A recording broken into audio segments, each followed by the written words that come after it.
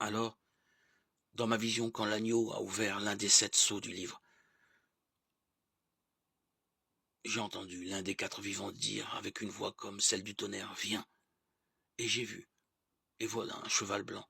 Celui qui le montait tenait un arc. Une couronne lui fut donnée, et il sortit en vainqueur et pour vaincre encore. Et quand il a ouvert le 2e sceau, j'ai entendu le 2e vivant dire « Viens !» Alors sortit un autre cheval couleur de feu, et à celui qui le montait, il fut donné d'enlever de la terre la paix pour que les gens s'entretuent, et une grande épée lui fut donnée. Et quand il a ouvert le 3e sceau, j'ai entendu le 3e vivant dire « Viens !»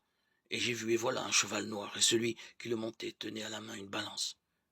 Et j'ai entendu comme une voix au milieu des 4 vivants. Elle disait 1 litre de blé pour une journée de travail, 3 litres d'orge pour une journée de travail.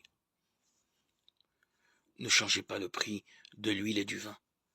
Et quand il a ouvert le 4e sceau, j'ai entendu la voix du 4e vivant qui disait « Viens !» Et j'ai vu, et voilà un cheval verdâtre. Celui qui montait dessus, son nom était la mort, et le séjour des morts l'accompagnait.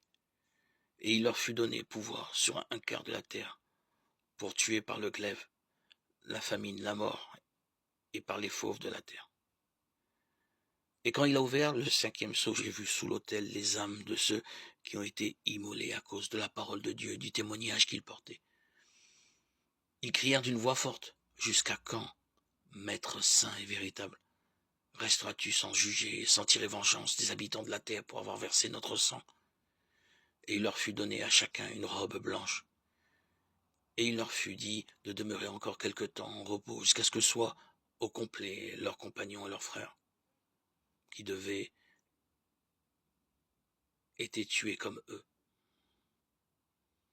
Et j'ai vu, quand il a ouvert le 6e sceau, il y eut un grand tremblement de terre. Le soleil devint noir comme un vêtement de deuil en étoffe de crin.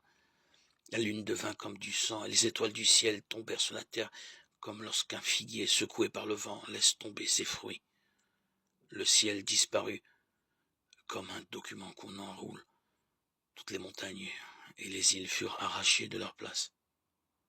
Les rois de la terre, les dignitaires, les chefs d'armée, les riches et les puissants, tous, l'esclave aussi bien que l'homme libre, se sont cachés dans les cavernes et parmi les rochers des montagnes.